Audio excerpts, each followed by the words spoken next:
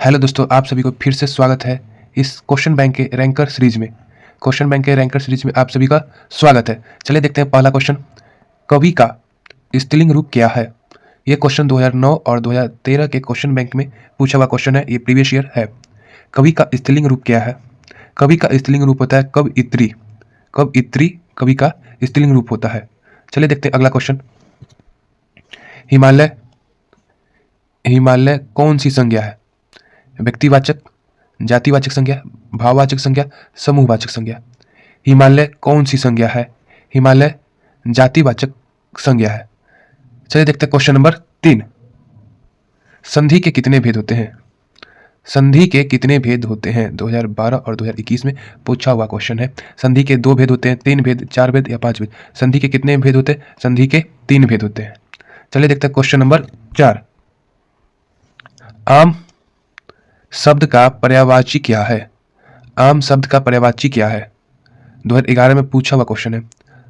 रसाल, सुमन, जलद या भानु। आम शब्द का पर्यायवाची शब्द क्या है? इसका जो आम है उसका पर्यायवाची शब्द होता है सुमन। आम शब्द का पर्यायवाची शब्द क्या है? चलिए देखते हैं क्वेश्चन नंबर 5। लिखाई में कौन सा प्रत्यय है? लिखाई में कौन सा प्रत्यय है? जैसे लिखाई है, देखिए लिखाई, लिखाई, लिखाई में कौन सा प्रत्यय है? देखिए प्रत्यय ये होगा, कौन है? कौन सा प्रत्यय लिखाई में? ई। लिखाई, लिखाई में कौन सा प्रत्यय जो शब्द की बाद में आए उसे प्रत्यय कहा जाता है, जैसे ई। चलिए अगला क्वेश्चन देखते हैं, क्वेश्चन नंबर 6। अधर्म में कौन सा उपसर्ग है? अधर्म में कौन सा उपसर्ग है? अधर्म, देखिए अधर्म, अधर्म, अधर्म में कौन सा उपसर्ग है? तो इसमें अ है, अध है, अधर है या म है। तो अधर्म में कौन सा उपसर्ग है? अधर्म में उपसर्ग है अधर, अध, अध उपसर्ग है। चलिए आगे देखते हैं क्वेश्चन नंबर 7। कारक के कितने भेद होते हैं? कारक के कितने भेद होते हैं? कारक के 7 भेद होते हैं। कारक के कितने भेद होते हैं? कारक के 7 नहीं, कारक के 8 भेद होते हैं। कारक के 8 भेद होते हैं। कारक के 8 भेद होते हैं। कारक के कितने भेद होते हैं दोस्तों? कारक के 8 भेद होते हैं। 2020 और 2030 में पूछा हुआ क्वेश्चन है। कारक के कितने भेद होते हैं? कारक के कुल 8 भेद होते हैं। चलिए देखते हैं क्वेश्चन नंबर 8 की ओर। क्वेश्चन नंबर 8 क्या कहता है? गांधी जी के अनुसार उद्धत और बढ़िया शिक्षा क्या है? गांधी जी के अनुसार उद्धत और बढ़िया शिक्षा क्या है? गांधी जी के अनुसार क्या है सबसे बढ़िया शिक्षा? अहिंसक प्रतिरोध, अहिंसक प्रतिरोध उद्धत और सबसे बढ़िया शिक्षा है। चलिए देखते हैं अगला क्वेश्चन नंबर 9। बिस्मिल्लाह खां के बचपन का क्या नाम था?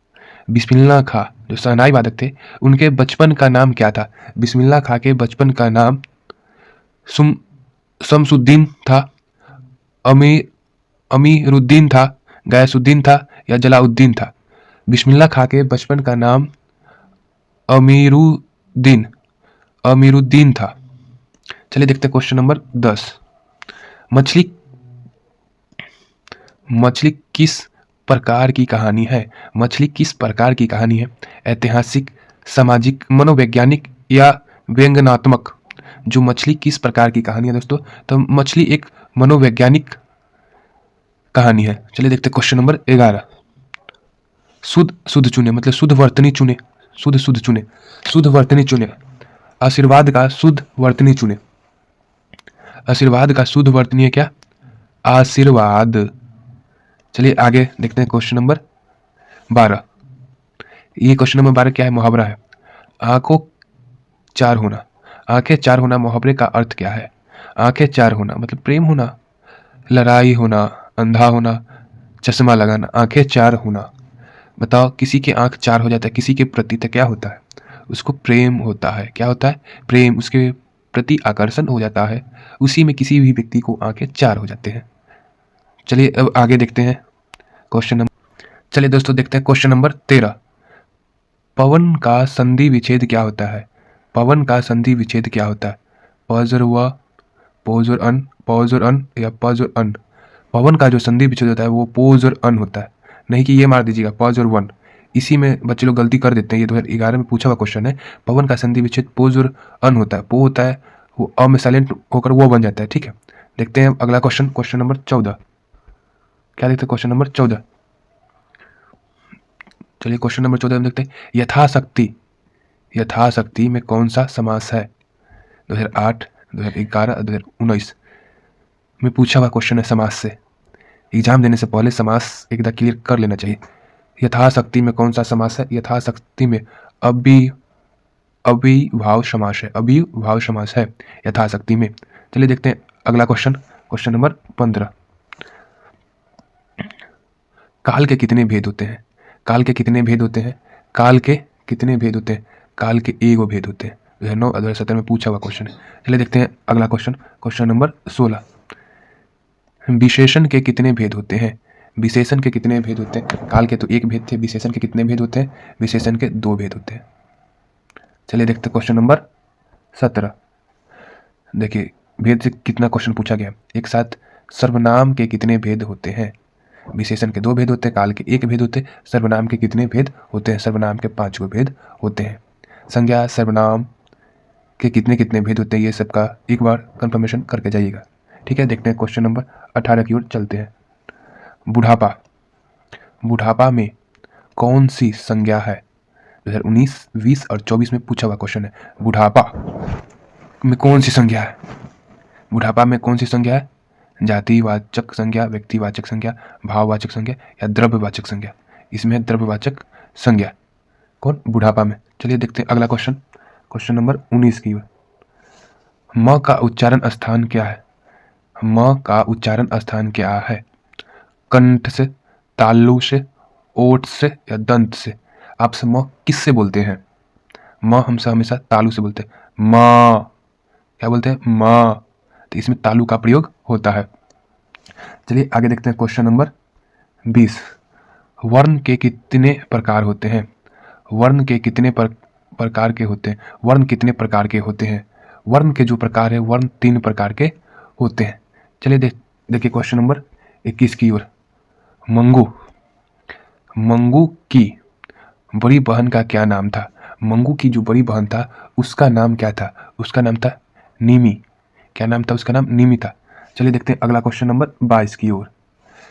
22 में क्या बोलता है? धरती कब तक घूमेगी इस राज्य की कहानी है। धरती कब तक घूमेगी किस राज्य की कहानी है? इसके जो है ये बिहार को दर्शाता है। इस कहानी में जो राज्य को दर्शाया गया है वो बिहार को दर्शाया गया है। चलिए देखते हैं अगला क्वेश्चन, क्वेश्चन नंबर 23। सीता के कितने बेटे थे? सीता के कितने बेटे थे? तो सीता के तो 4 बेटे थे। सीता के कितने बेटे थे? सीता के 4 बेटे थे। चलिए देखते हैं क्वेश्चन नंबर 24। नगर कहानी के रचनाकार कौन है? नगर कहानी के रचनाकार कौन है? नगर कहानी के रचनाकार है सावरदैया। सावरदैया नगर कहानी के रचनाकार है। ये क्वेश्चन बैंक 2021 और 2022 का प्रीवियस ईयर क्वेश्चन है जो कि आप सबको कराया जा रहा है रैंकर सीरीज में। चलिए देखिए और सबसे लास्ट क्वेश्चन, क्वेश्चन नंबर 25 की ओर। क्वेश्चन नंबर क्या है? 25। पपाती को कौन सा रोग था? पपाती को कौन सा रोग था? मलेरिया था या टाइफाइड था, हैजा था, मोनोजाइटिक्स था? उसको कौन सा रोग था? उसको रोग था टाइफाइड। पपाती को कौन सा रोग था? टाइफाइड था, टाइफाइड। चलिए दोस्तों आप सभी को रैंकर सीरीज में धन्यवाद। फिर मिलेंगे रैंकर सीरीज का सीरीज 3 में। इस चैनल पे नए हो तो प्लीज़ चैनल को सब्सक्राइब करें। ये रैंकर सीरीज आप सबको क्वेश्चन बैंक जो प्रीवियस ईयर जो पूछा जा गया है 2021 और 2022 से, मतलब 2011 से लेके 2025 तक जो भी क्वेश्चन पूछा गया है उसका अपडेटेड वर्जन इस सीरीज में आपको मिलेगा। इस सीरीज में कुल 40 सीरीज तक चलेंगे। इसमें आपको धीरे धीरे सीरीज बाई सीरीज हर एक क्वेश्चन की जानकारी मिलती जाएगी। आप अगर इस सीरीज के 40 सीरीज कर चुकिएगा तो जो आपको 100 क्वेश्चन पूछे जाते हैं तो उसमें से आपको 50 ऑब्जेक्टिव क्वेश्चन कहीं नहीं जाएंगे। आपका 100% जो तैयारी ऑब्जेक्टिव का यहीं से हो जाएगा। प्लीज़ इस चैनल को शेयर करें एंड सब्सक्राइब करें। धन्यवाद। फिर मिलेंगे नेक्स्ट पार्ट